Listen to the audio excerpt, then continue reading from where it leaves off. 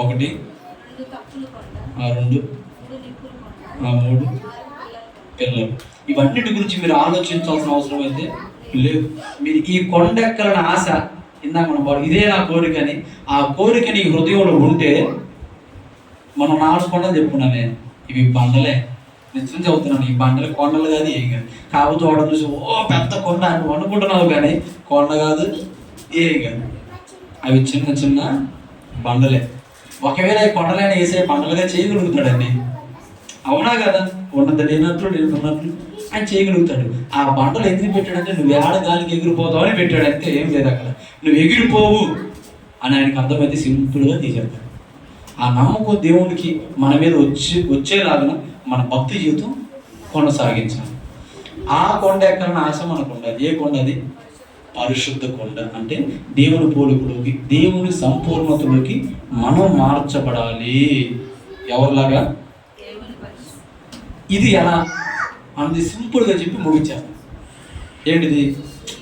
దేవుని పోలికలోకి మారాలి మారాలి మారాలి అని చదువుతున్నాం, కానీ ఎలా మారుతాం? ఇప్పుడు సపోజ్ మనం అనుకుంటాం ఏమంటే, 10 రోజులు కనుక సహవాసం చేశారనుకో, వాళ్ళు వీళ్ళు అవుతారు, వీళ్ళు వాళ్ళు అవుతారు. మరి ఇప్పుడు ఏసైతో మనం సహవాసం చేస్తే మనం ఏసైలా అవుతాం.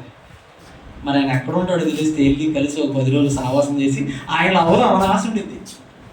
సపోజ్ వాసన ఉన్నాడు, ఇక్కడ ఉన్నాడు కాబట్టి వాసనతో సహవాసం చేయండి అంటే 10 రోజులు సహవాసం చేస్తే కొద్ది గొప్ప ఆ లక్షణాలు మన మీదకి వస్తాయి. ఉన్నాడు కాబట్టి చేయమన్నాడు కాబట్టి చేస్తారు. లేకపోతే ఇప్పుడు ఏసైతో సహవాసం చేయమంటున్నావు, బాగానే ఉందయ్యా.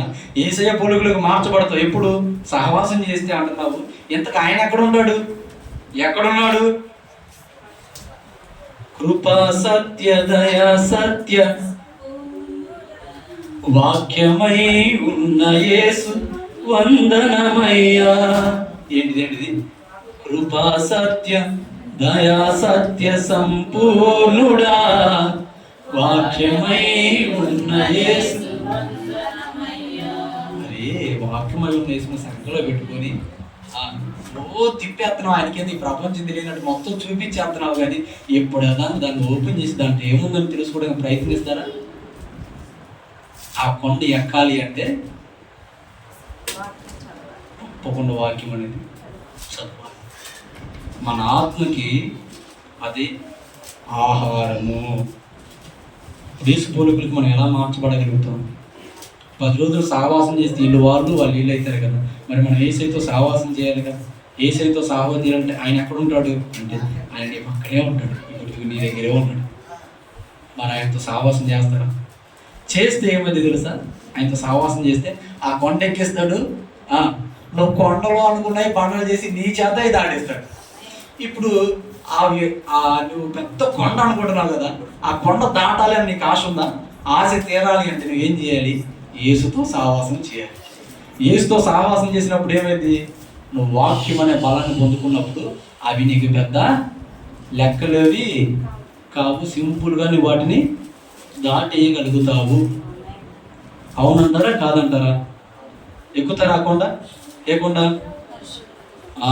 ఎక్కాలంటే ఏం చేయాలి?